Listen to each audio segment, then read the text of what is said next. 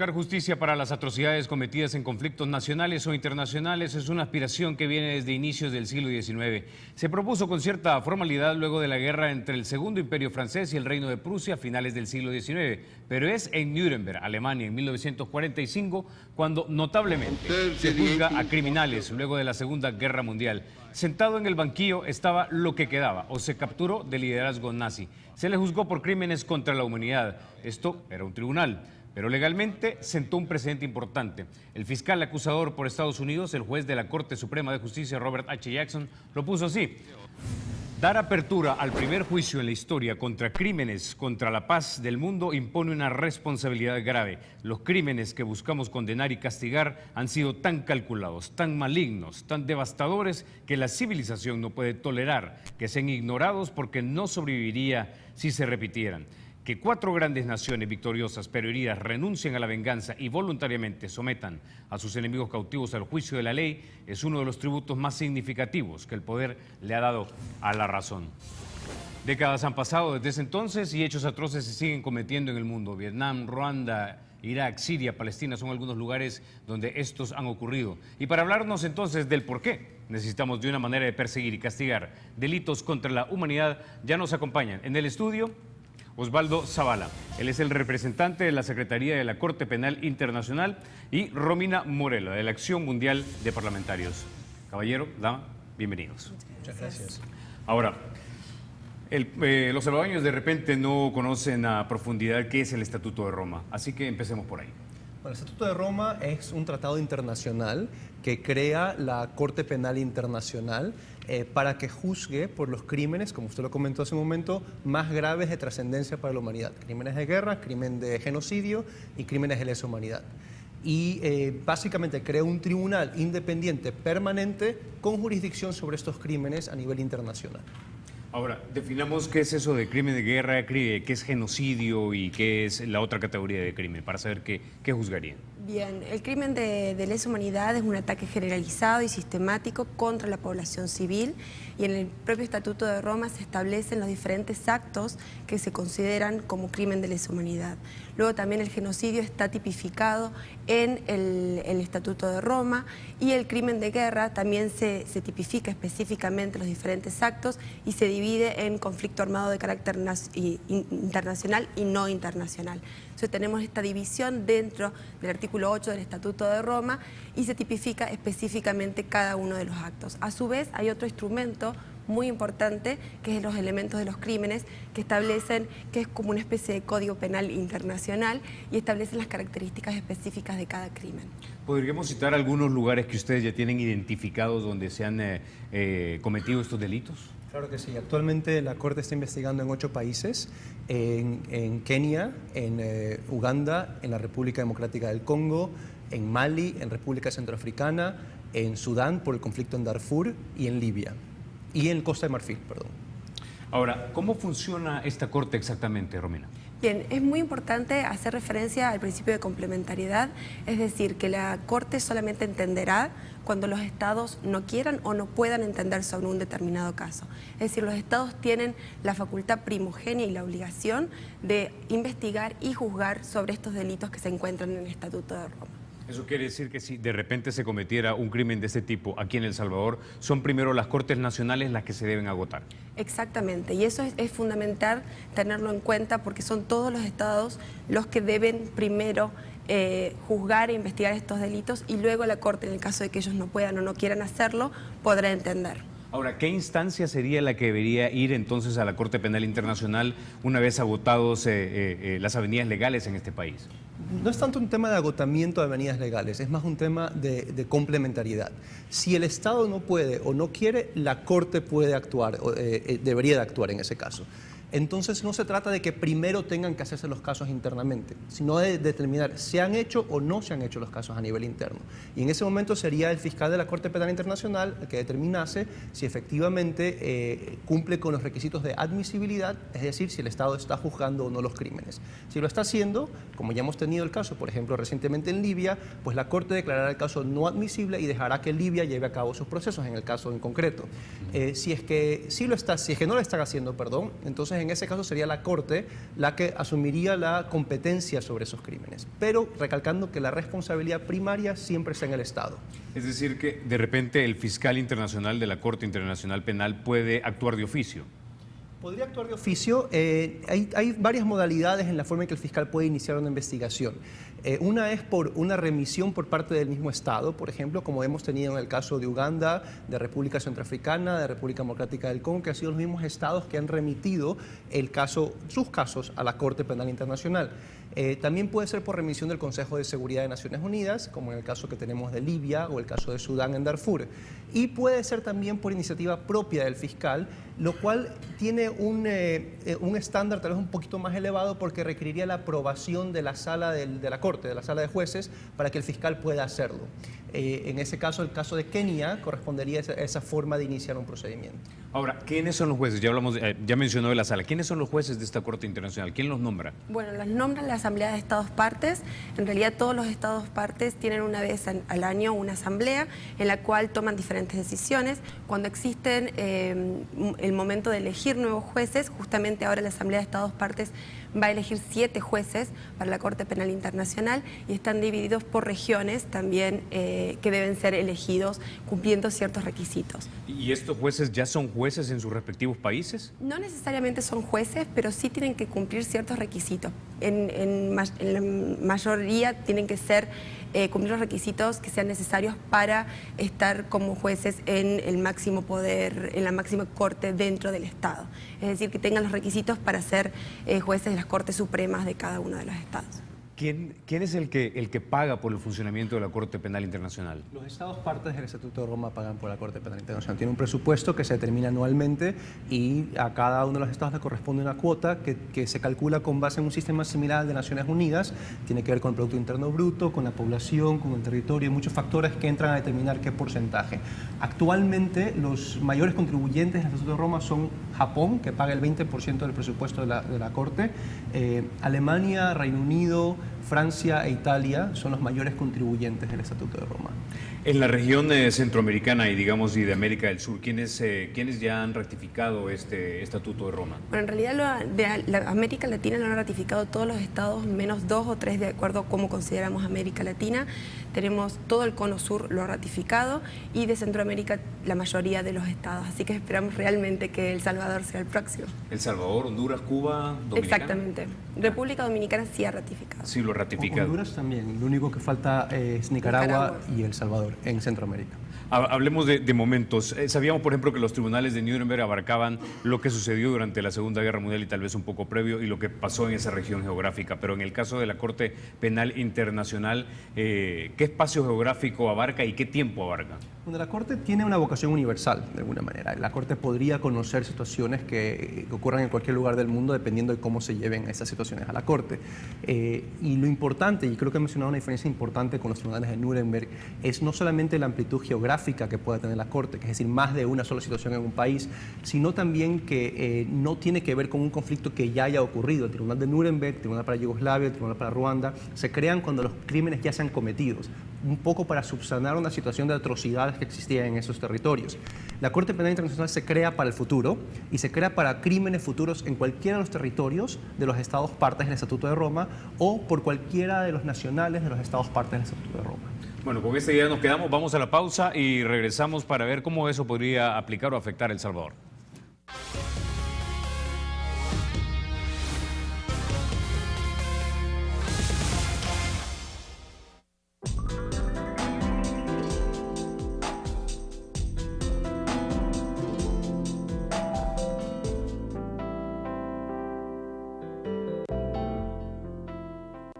Fatiga mental, falta de concentración, falta de rendimiento, pérdida de memoria.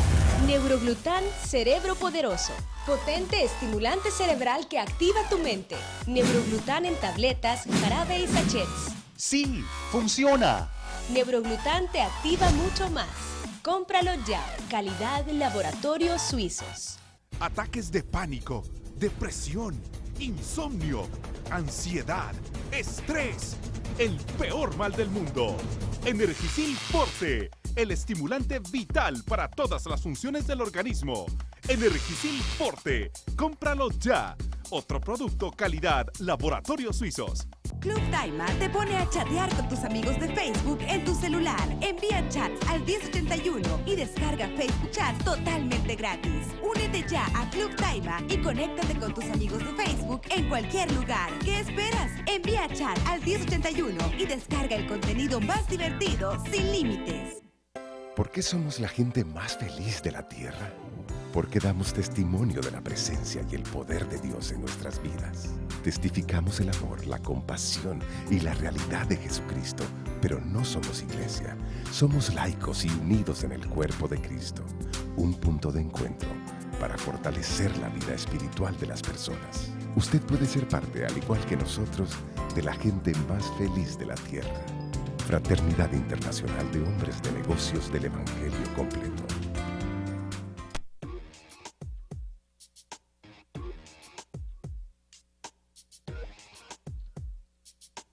¿Sabes lo que entretiene a tus hijos e hijas?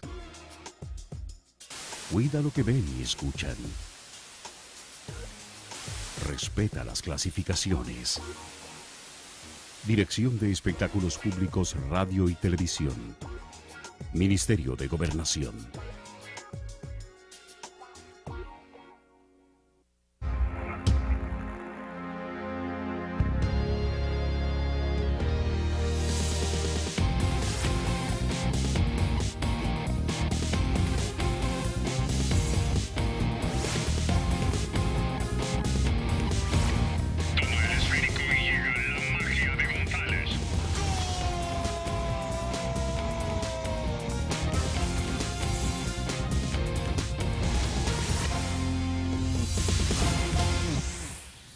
Gracias por continuar con República SB. Osvaldo y Romina, en El Salvador se vivió una guerra civil por más de una década, se cometieron atrocidades de ambos lados.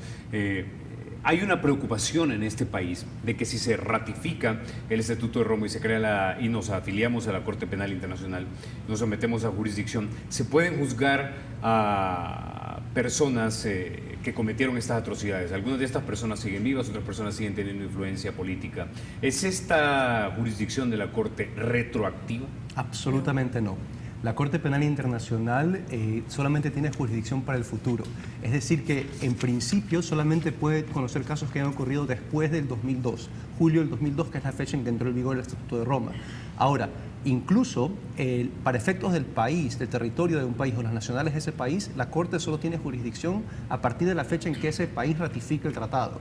Es decir, que si bien incluso a partir de julio de 2002, en el caso de El Salvador, si El Salvador ratifica ahora el Estatuto de Roma, pues la Corte solo tendría jurisdicción y podría conocer hechos que ocurran de aquí en adelante, que tengan que ver con los crímenes de jurisdicción de la Corte. Es decir, de 2014 para adelante, si lo ratificaran. De 2014 para adelante.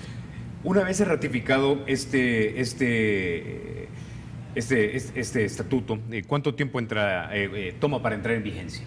Aproximadamente son 2 meses, un mes. Sí, un mes después del... 60 días. 60 días, perdón. 60 días y estaríamos entonces sometidos a la jurisdicción. Ahora, ¿qué tipo de penas, en caso de que un salvadoreño sea juzgado por la Corte Penal Internacional, qué tipo de penas puede tener si es encontrado culpable en esta Corte?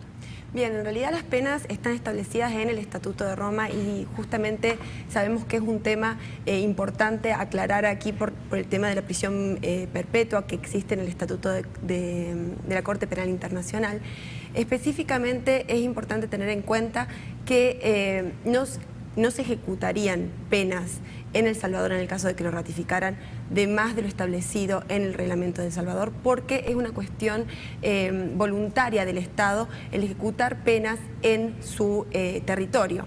Es decir, El Salvador puede firmar un documento voluntario con la Corte si desea ejecutar penas en su territorio y puedes determinar que estas penas nunca vayan en contra de lo establecido por el reglamento nacional, por la legislación nacional. Es decir, si en El Salvador, por ejemplo, la pena máxima es de 35 años, creo por ahí, no se podrían dar más penas más largas de 35 años. Se podrían dar, pero no se podrían ejecutar en El Salvador. Es decir, El Salvador puede hacer un acuerdo con la Corte Penal Internacional en la cual se establezcan cuáles son los lineamientos bajo los cuales El Salvador va a recibir personas para que cumplan su condena en el territorio de El Salvador. Y en ese caso pueden decir que no van a recibir a personas que tengan una condena de mayor de 35 años. Y es muy importante tener en cuenta que ya existen 2 condenas de la Corte Penal Internacional y que son de 12 años y 15 años. Entonces estamos hablando de personas que han cometido delitos más graves para la comunidad internacional y le han dado una pena de 12 años y de 15 años. Ya que hablamos de las penas, si alguien es encontrado culpable, ¿dónde guarda prisión? ¿En el país donde se cometió el hecho o donde se le juzga o se designa un tercer país? Bueno, en realidad depende exactamente de estos acuerdos que se realicen con los estados. Es muy importante hablar de la cooperación necesaria que tienen que brindar los estados a la Corte Penal Internacional.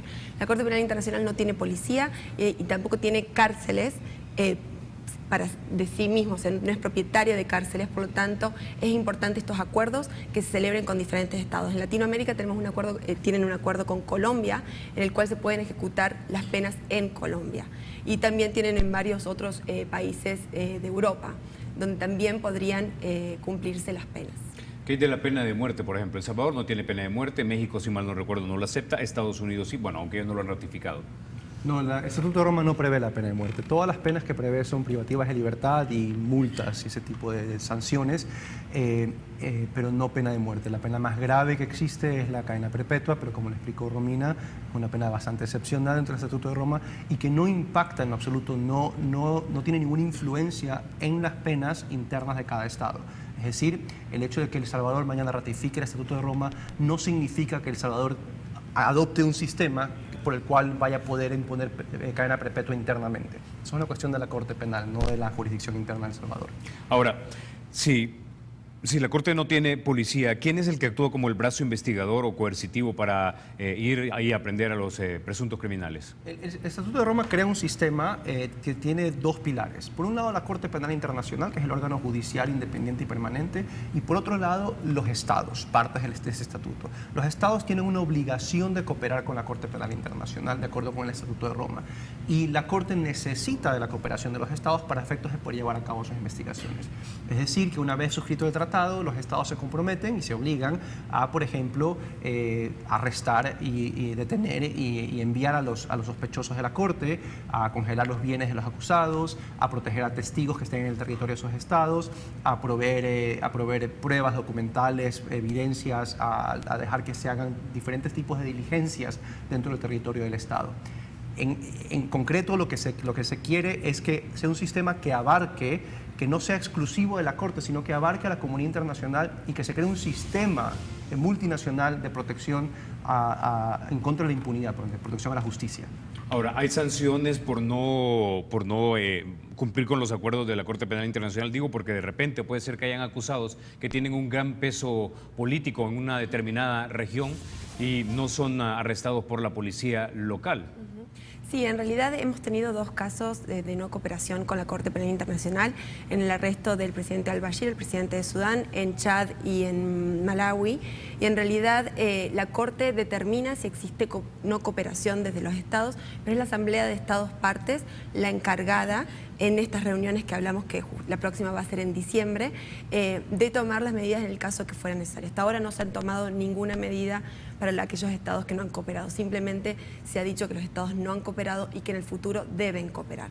Y es un debate que es muy interesante dentro de la Asamblea de Estados Partes, entre los estados que forman parte del Estatuto de Roma, para buscar que el resto de los estados que forman parte sí cooperen en este tipo de acciones. Básicamente quiere decir que se ratifica y se espera que lo cumplan, pero no necesariamente hay un mecanismo como para poder hacerlos cumplir. Hay un mecanismo de llamado político y de presión política para hacerlos cumplir. Eso es parte de la experiencia también de los tribunales altos de Yugoslavia, de Ruanda, en lo que hubo una necesidad de a lo mejor involucrar a organizaciones internacionales como Naciones Unidas, como la Unión Europea, para que ejercen cierto tipo de presión política para que los estados cumplan con sus obligaciones internacionales. En el caso del Estatuto de Roma, los jueces pueden determinar la no cooperación, como lo mencionaba Romina, pero le corresponde a la Asamblea de Estados Partes encontrar los mecanismos para hacer cumplir estas obligaciones. Lo importante es no ver la cooperación como una cuestión de que si no se coopera hay una infracción de parte del Estado, sino que también los estados, la comunidad de estados, la Asamblea de Estados partes se compromete incluso a buscar los mecanismos para ayudar a los estados que no han cooperado, para entender por qué no cooperan, y si son cuestiones políticas o son cuestiones de capacidad técnica, por ejemplo, y tratar de buscar la forma de que la comunidad le preste el apoyo a los estados para que puedan efectivamente cooperar con la Corte, que es lo que se quiere. Lo que se quiere es tener un sistema de que la cooperación funcione. Romina, ¿aplican los derechos y garantías de la Constitución de El Salvador una vez ha ratificado este estatuto?